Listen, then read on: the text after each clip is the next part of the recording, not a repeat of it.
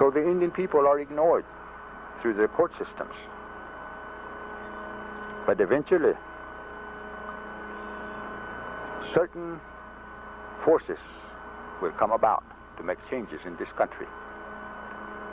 When this civilization comes to an end, the people who follow the original instructions of life perhaps will stand here. And the people that thought that we cannot give this land back to the Mashpee Indians, their thoughts will be overcome. And someday the Mashpee Indians will live on their land without even the court actions.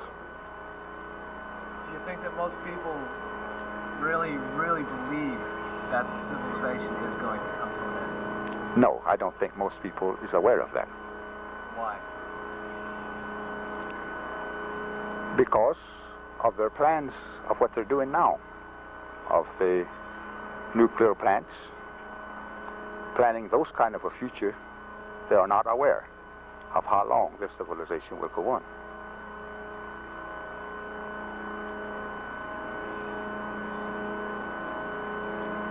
And what I have seen, their plans are for destructions instead of life. The air pollution, water pollution, no one is solving that. And only a very few people are waking up to understand how to survive.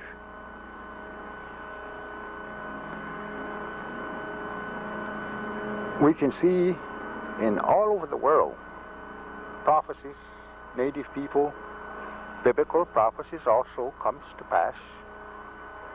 And all this comes to one thing, and it all leads to destruction.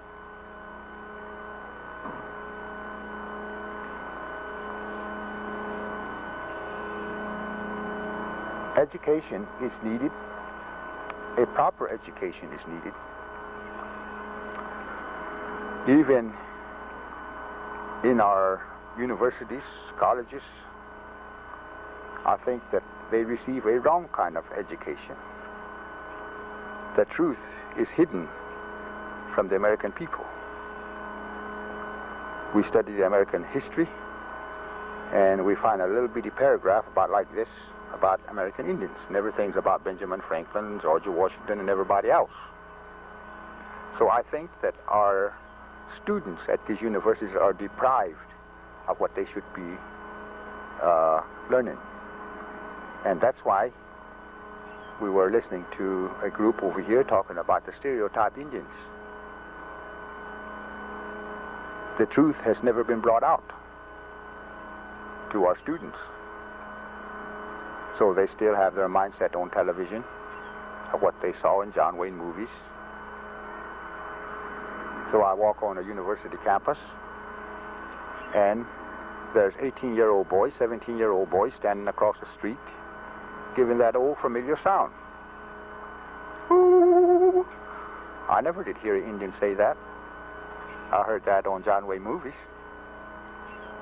So those kids went to university to get a higher education, and why didn't they get it? Why are they still stuck with their television? They're now 17 years old and 18 years old, but in their minds, it is still in John Wayne movies. I believe that when talking about discrimination against Indians, I'm not discriminated against as bad as a white man is. My own people has never discriminated against me. But I see the white man is being discriminated against because the truth is hidden from him. And I learned that through Watergate. That the truth is never brought out to the American people. The young students of our universities are badly deprived of what they should really know about American Indians and many other things.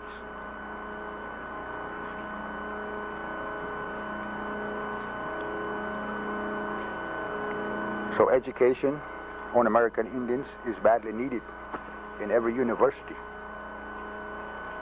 And that's why an Indian doesn't have a chance in court.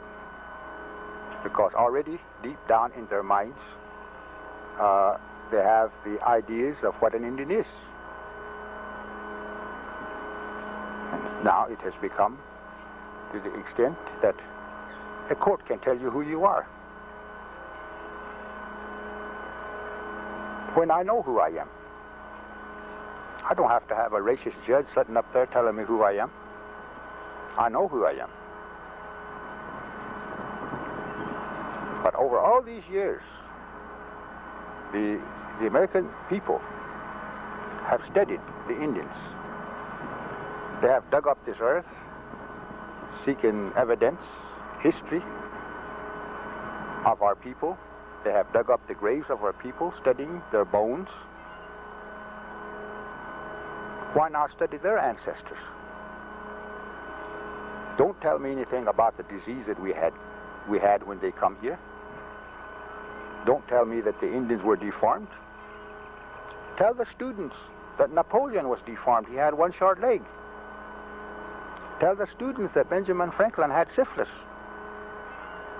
which affected his mind. That's why he was out there fooling around with lightning.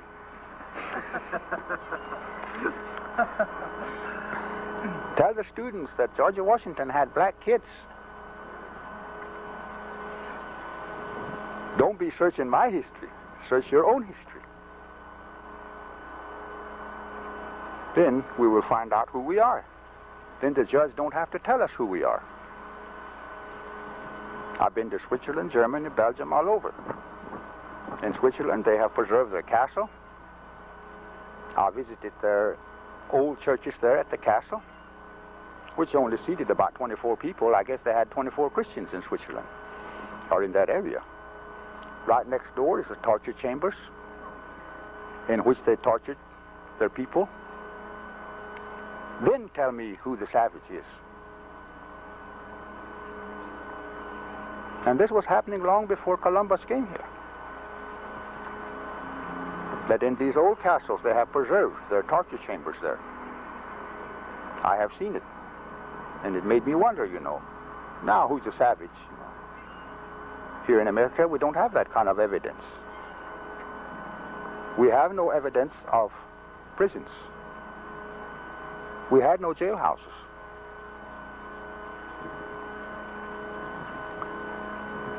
Does it mean that we had no laws? Or does it mean that we had no criminals? What was history like prior to Columbus? We know. We understand.